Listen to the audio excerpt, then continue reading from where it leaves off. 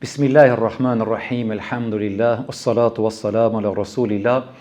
Falënderimet dhe adhurimet I takojnë vetëm Allahut, krijuesit të gjitha botrave, paqja dhe mëshira e Allahut qofshin për pejgamberin tonë alayhi salam, familjen e tij, shokët e tij dhe për ata besimtarë të cilët përcjellin këtë rrugë deri në ditën e fundit.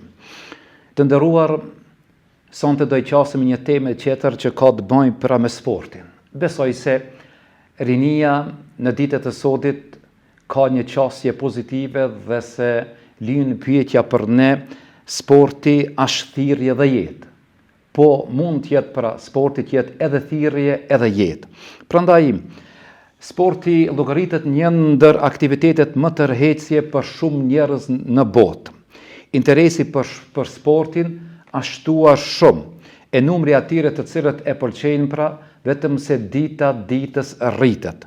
Prandaj, në botë investohet me miliarda euro, e gjitha këto shpenzime jepen që të merr pra vëmendjen kryesori sporti në botë. Prandaj, sporti është shndruar një nga aktivitetet që përmirëson shëndetin. Kjo është shumë në rregull, por njësën du ta përmendi se sporti tani më është bë hobi dhe biznes pra më fitimprurës në botë, për të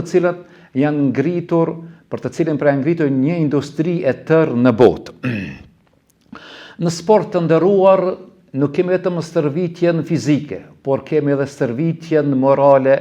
Prandaj linë pyetja cili është qëndrimi I Islamit që ka të bëjë me sportin.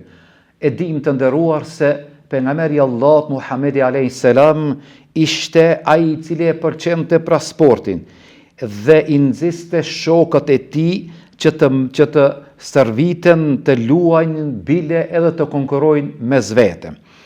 Ka një hadith ku pejgamberi Allahut Muhamedi alayhis salam ka thonë: besimtari I fuqishëm është më I mirë dhe më I dashur tek Zoti se besimtari I dobët. Dhe tani, në këtë hadith na dhe marrim nga ky kant të cilin na po dëshirojmë pra t'ja paraçesim rinisë sot.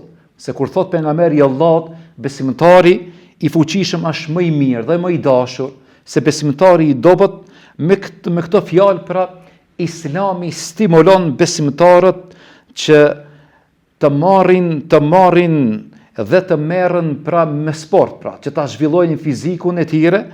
Në këtë mënyrë ndikon pra sporti në zhvillimin e përgjegjësive sociale. Nëpërmes sportit të nderuar na lidhemi me njerëz të tjerë, forcojmë shpirtin tonë konkurrues. Kur e përmendi këtë fjalë, na lidhemi me njerëz të tjerë, edhe atëherë me një ekip që kemi kundërshtar, ne njoftohemi me të. Nëse bie fjala me një shtet tjetër, kështu pra ne forcojmë shpirtin tonë konkurrues dhe sigurisht pra bëhemi edhe më të afërt njëri me tjetrin. Të dashur sportistë, ju drejtohem juve të cilët merreni me sport. Ti që ke vendos pra më marrë me një nga disiplinat e sportit, për shembull futbolli, atletika, noti, gjuajtja e kështu me radhë, gjitha këto pra ne duhet I kemi parasysh krahas përgatitjeve tona fizike, duhet jetë pra edhe ngritja jonë morale. Sigurisht, dëshira ite është që ti të bësh ill, të marrësh medalje të larta, por mundohu pra të tregosh edhe anën shpirtërore pozitive që ke në zemrën tënde. Kur e kanë pyet illin e futbollit Pele për mbi sekretin e suksesit të tij, ai tha: sepse un jam futbollist I mirë dhe karakterizohem me morale të larta. Kështu është përgjigj ky futbollist pra: un jam futbollist I mirë dhe karakterizohem me morale të larta.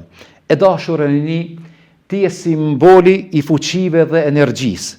Dhe në këtë rast pra, edhe kur ndodh humbje, duhet ta pranosh edhe humbjen, sepse edhe humbja është pjesë e lojës, prandaj nuk guxon ti me tregu vandalizëm, Nuk guzon me tregu arrogancë e ashpërsi ndaj kundërshtarit nëse ke pas një sport individual apo nëse kemi pra një lojë kolektive.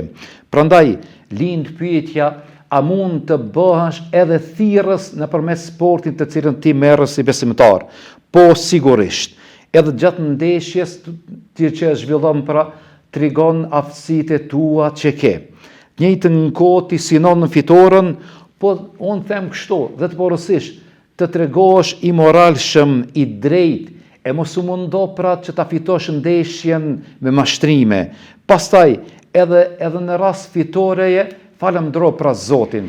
Lind pyetja, si ta falemnderojmë Zotin? Falemndero Zotin duke rënë në sejdë, edhe atëherë kur ndodh një manifestim pra me ekipin tënd, mos e përdor alkoolin. Mëse përdor alkoholin, falemndero trajnerin tënd për mundin dhe përgjegjësinë ai që e ka pas. Bëj mirënjohës ndaj ekipit tënd e mos u bëj egoist. Nëpërmjet sportit të nderuar, ju pra ruheni nga devinjimi, fanatizmi dhe ekstremizmi. I dashur sportist, mos harro se edhe obligimet e tua fetare janë pjesë e pandore jetës tënde.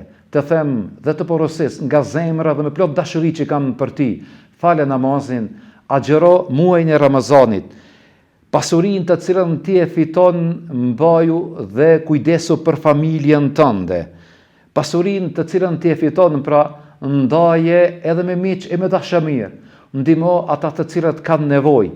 Mos i merr shembull disa ije të futbollit për shembull të cilët me fundin e karrierës së tyre ata e kanë hum familjen, kanë hum pasurin, duke u marrë pra me gjëra të cilët kanë shkatërru plotësisht familjen e tij. Prandaj, jemi mirënjohës ndaj Zotit për atë aftësitë që ta ka dhënë dhe jemi mirënjohës po ashtu ndaj ekipit dhe kështu pra jeton me ekip, jeton me dashuri, me respekt të ndërsjellë. Dhe për fund pra ti je yll në fushën e sportit, je yll pra edhe tek fanset e tua, je yll në shoqëri. Mundo pra ti kesh 3 elemente të cilët besoj se ti dëshiron pra në jetën tënde. Ti jesh yll në fushën e sportit, yll te fanset e tu dhe të bësh pra yll edhe në shoqëri.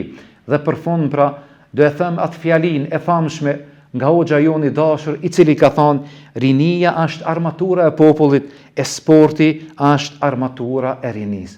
Ju falemnderit.